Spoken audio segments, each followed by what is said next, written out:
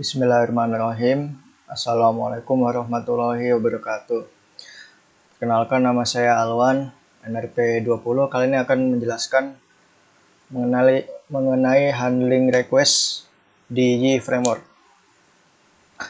Oke, jadi yang pertama saya akan jelaskan overview-nya. Di sini itu bisa dilihat ya dari overview-nya. Jadi user itu pertama kali jika dia akan mengakses Y, itu akan dijalankan yang namanya entry script. Karena pada entry script ini nanti akan diciptakan objek application yang baru agar bisa melakukan routing. Jadi nanti akan saya jelaskan routing. Jadi di resolve route ini akan membutuhkan request komponen. Jadi ketika request komponen sudah selesai dan routingnya sudah ada, maka bisa dijalankan namanya controller. Jadi kita buat controller, lalu kan di controller itu ada action kan. Pada action controller nanti akan dilakukan filter. Jadi kan ada yang namanya filter ya pada controller. Nah, ini ada dua kondisi. Jadi pada filter ini apabila user itu memenuhi persyaratan untuk melakukan action tersebut, maka akan dijalankan action. Jadi nomor 7 ini ya. Pada action ini akan dilakukan load model. Nah, load model ini kita bisa ambil dari database modelnya ya. Jadi hubungannya sama database. Lalu kita jika semisal membutuhkan view, kita bisa render view. Jadi kita membutuhkan rendering view. Lalu jika sudah selesai, maka akan menuju ke respon komponen yang nantinya akan diserahkan kepada user kembali. Nah, kemudian jika pada filter ini tidak memenuhi user yang ingin melakukan action, maka tidak akan dijalankan action tersebut. Sehingga pada respon komponen itu akan dikembalikan nilai yang gagal mengakses action dari controller. Jadi seperti itu ya, ringkasan singkat dari overview-nya. Oke, lanjut. Jadi dari proses request ini, setiap kali aplikasi Y menerima request akan melalui proses berikut ini. Jadi sudah saya jelaskan ya. Jadi entry script di index.php. Lalu pada entry script ini membuat konfigurasi config.php yang terdapat di web. Jadi saya buka ya Visual Studio Code-nya. Lalu pada langkah ketiga itu aplikasi akan menerapkan rute dengan bantuan komponen aplikasi yang bernama request. Jadi udah ada namanya komponen request. Lalu aplikasi membuat controller instance untuk menangani request. Nah, controller membuat action instance dan menjalankan filters untuk action tersebut. Jadi jika ada filter yang tidak terpenuhi, ini kan sudah saya jelaskan tadi ya, maka action akan dibatalkan. Jika terpenuhi, maka action akan dijalankan. Jadi action bisa membuat data model, jadi dari database, bisa merender view dan dengan menyertakan data model juga. Lalu dari hasil dari view ini akan dirender dan akan dikembalikan ke komponen aplikasi yang bernama respon. Jadi komponen aplikasi itu terdapat request dan respon. Lalu komponen respon ini akan mengirimkan hasil proses render ke browser pengguna, jadi dalam bentuk HTML, CSS, dan atau client-side script lainnya.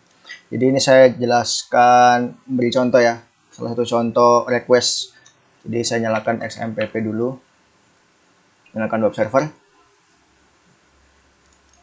Jadi coba kita melakukan request. Jadi request yang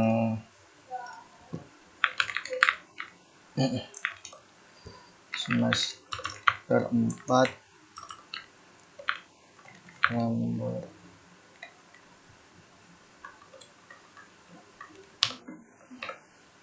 ini saya coba pakai front end.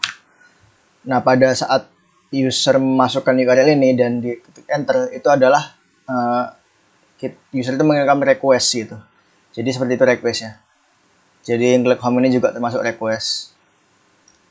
Jadi seperti itu secara singkat request. Lalu kita lanjut ke bootstrapping. Jadi bootstrapping ini adalah proses mempersiapkan environment sebelum aplikasi mulai menerima dan proses request yang datang.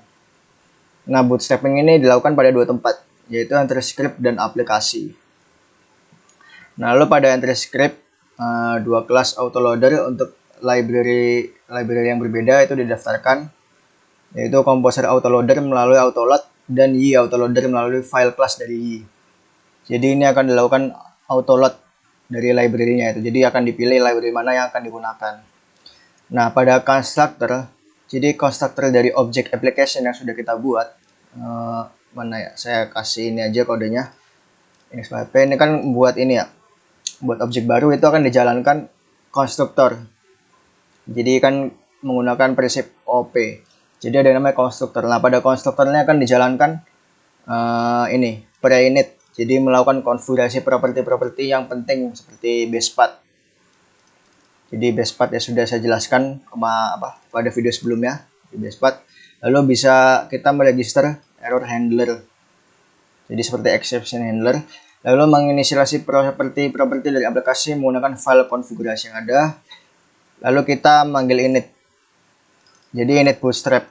Jadi untuk menjalankan komponen bootstrapping. Jadi ini ya saya coba. Nah, jadi ini nih.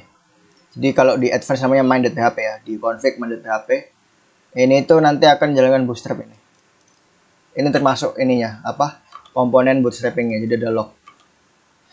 Nah, lalu mengincludekan file extension. Jadi di vendor ini, useof extension.php.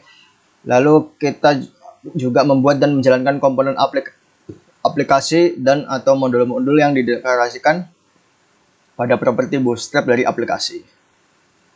Nah, lalu di bootstrapping ini juga sebelum menangani request, pastikan komponen yang penting saja yang dimasukkan dalam proses bootstrapping ini. Jadi proses-proses yang penting saja yang dilakukan bootstrapping.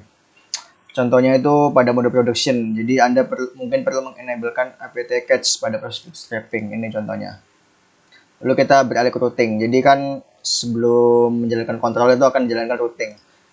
Jadi ketika aplikasi akan dipanggil oleh entity script, hal pertama yang dilakukan adalah meresolve request yang datang, kemudian menjalankan controller action untuk menangani proses tersebut.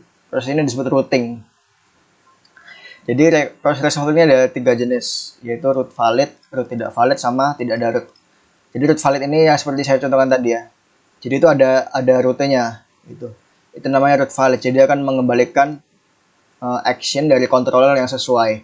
Semisal saya misalnya index HH.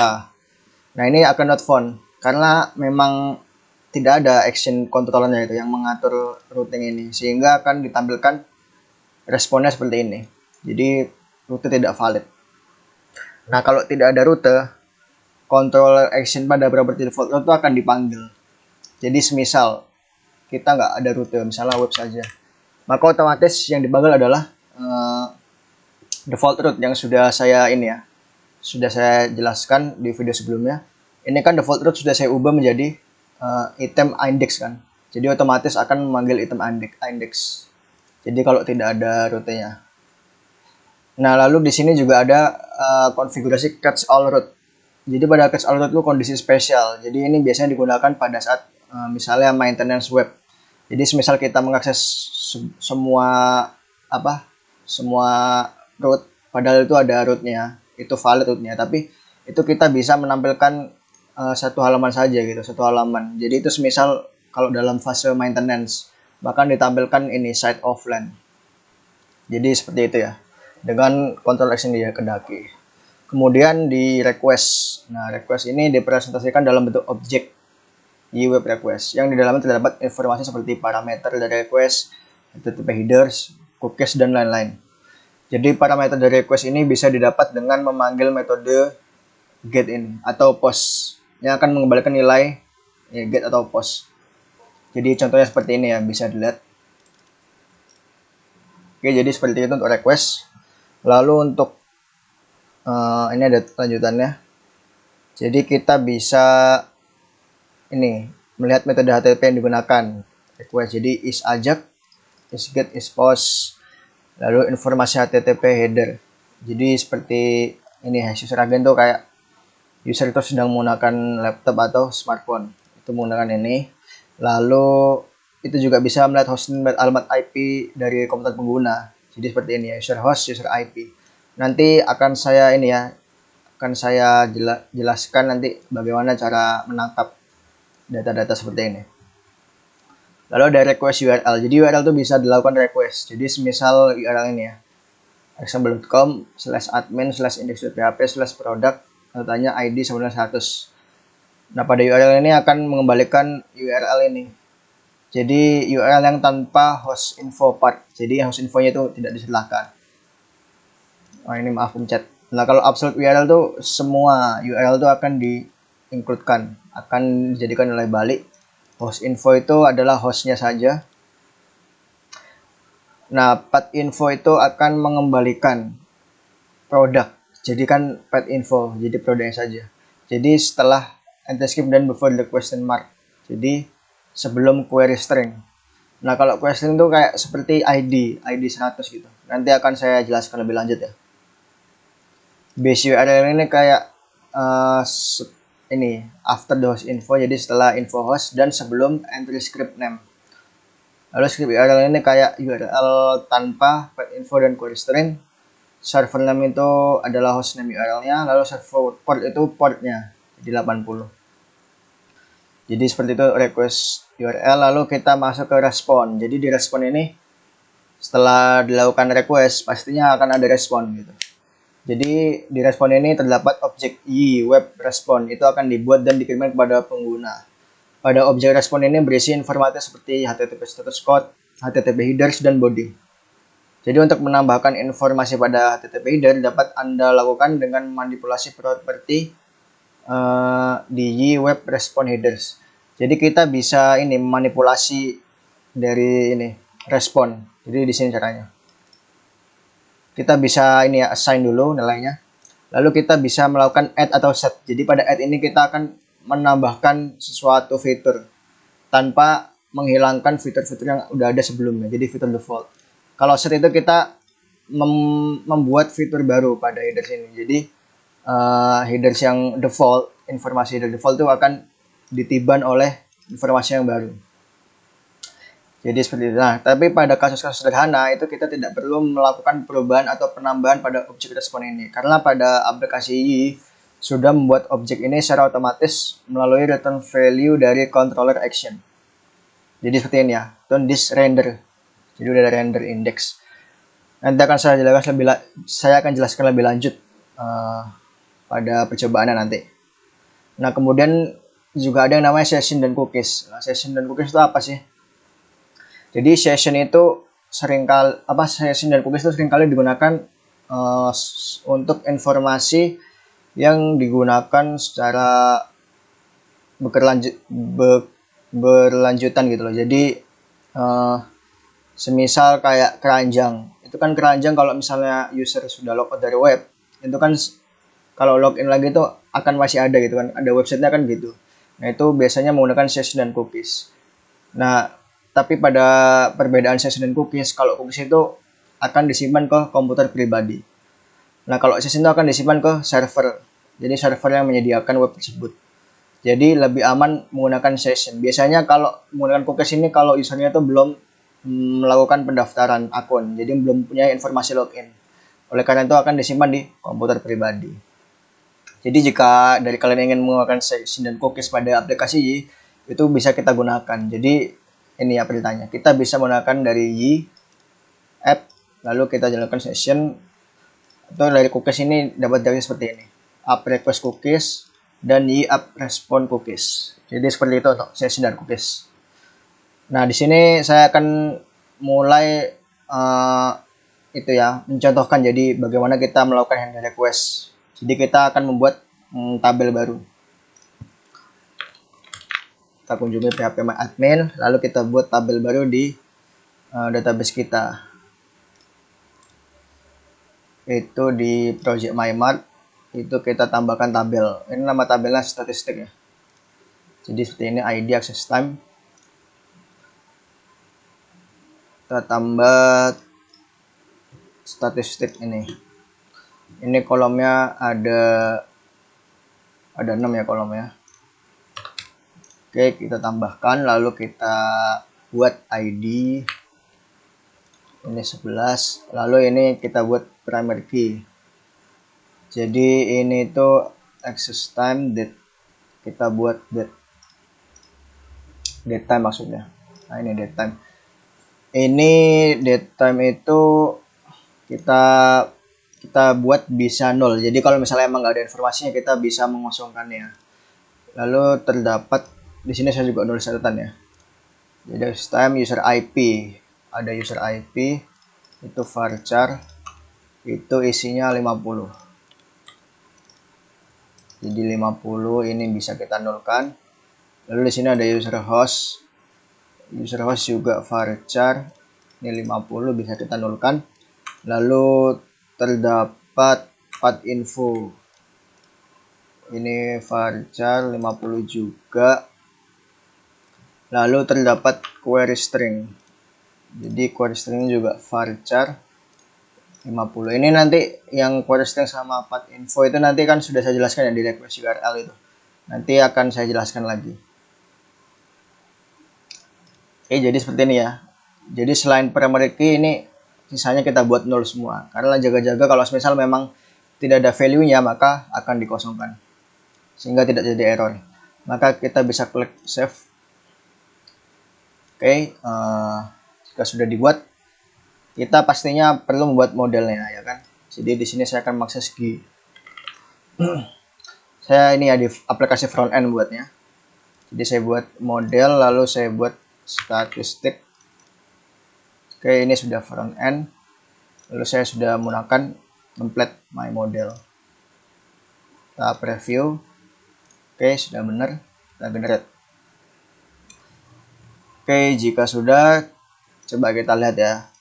Jadi web key statistik. Oh maaf, ini memang nggak ada ya. Kan kita belum buat CRUD-nya. Jadi di sini kita tidak perlu buat CRUD. Kita itu kan hanya menggunakan statistik itu sebagai database untuk menyimpan gitu. Membuktikan bahwa handling request itu bisa kita terapkan. Jadi di sini setelah kita buat model, kita akan menambahkan metode pada modelsnya. Jadi kita coding di sini. Kita buka model di aplikasi frontend tadi. Ini terdapat statistik. Nah di status ini kita tambahkan metode baru. Jadi saya taruh paling bawah. Itu saya tambahkan ini ya. Langsung saya copy semua. Sudah saya ketik. Nah di sini akan saya jelaskan. Jadi di status ini terdapat metode add statistik. Ini tujuannya nanti akan menambahkan statistik pada database kita. Jadi kita membuat new objek baru statistik. Lalu di status ini kita akan mengakses menerima access time, user IP, user host, path info, query string. Jadi sesuai dengan kolom yang ada. Nah untuk access time ini kita bisa menggunakan ini ya. Objek ini ydb expression now. Jadi ini akan menerima access time. Lalu untuk user IP itu kita dapat dari param ya. Ini kan dari ini request user IP, host info, path info, query string. Setelah itu kita save. Jadi kalau di static akan melakukan save, maka otomatis database itu akan melakukan insert dari data yang statistik yang sudah ada. Oke, jadi seperti itu untuk metode add statistik. Lalu selanjutnya kita bisa ini melakukan pemanggilan add statistik. Jadi agar kita buktikan. Jadi di sini itu diperintahkan pada item index dan item view. Jadi pada saat mengakses rute item index itu akan dijalankan metode add statistik dan juga pada item view akan dijalankan metode add statistik. Nah, kemudian berarti kita buka ya. Kita buka di view-nya. Ada view-nya ini.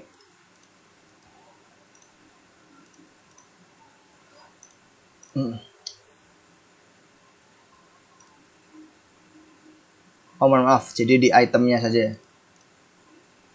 Di itemnya saja, di item controller maksudnya. Jadi pas melakukan action index itu kan berarti kan item index. Kalau action view, item view. Jadi akan dijalankan perintah fungsi ini. Nah ini, statistik atau statistik.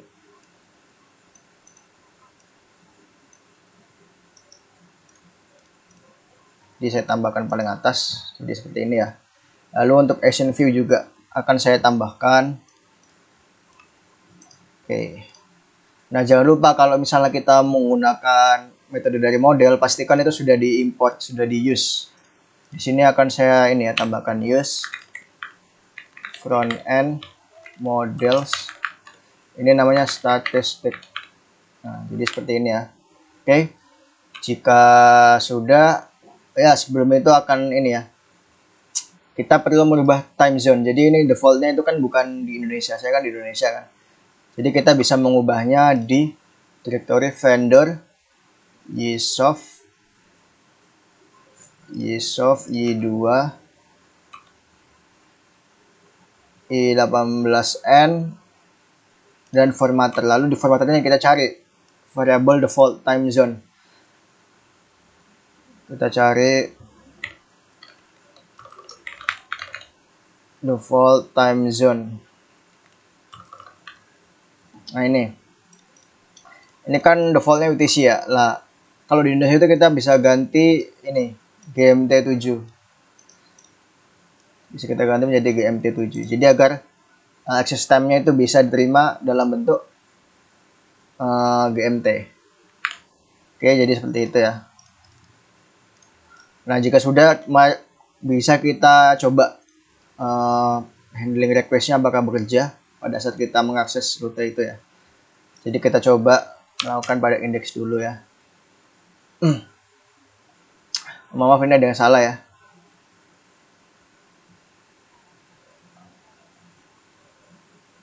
Ini saya coba lihat dulu. Oke, jadi sudah ternyata pada saat di file status itu belum saya save ya. Jadi ininya belum terbaca. Jadi jika sudah bisa maka akan tertampil seperti ini. Jadi kan item index kan. Nah ini pasti akan muncul di database. Mari kita lihat ya. Karena kita kan sudah menggunakan add ini. Ini ada kan. Jadi pada saat pertama kali kan direkam localhost saja. Path infonya belum ada karena kan kita menggunakan base path-nya pada item index. Jadi otomatis pada saat web saja nggak dapat info, nanti akan ke item index lah. Coba kalau misalnya kita ke view. Kita misalnya view ini Anipro 2. Lah pada view ini kan terdapat ini kan. Tanda tanya ID sama 2. Nanti ini akan masuk ke query string. Coba kita refresh database-nya lah. Jadi seperti ini direkam ya. Waktunya juga direkam, jadi sesuai yang 1445, di sini juga 1445. Jadi seperti itu ya. Penjelasan saya mengenai handling request dan cara penerapannya. Oke, jadi sekian dari saya. Apabila ada yang salah atau ada yang kurang, mohon dimaklumi. Semoga bermanfaat. Assalamualaikum warahmatullahi wabarakatuh.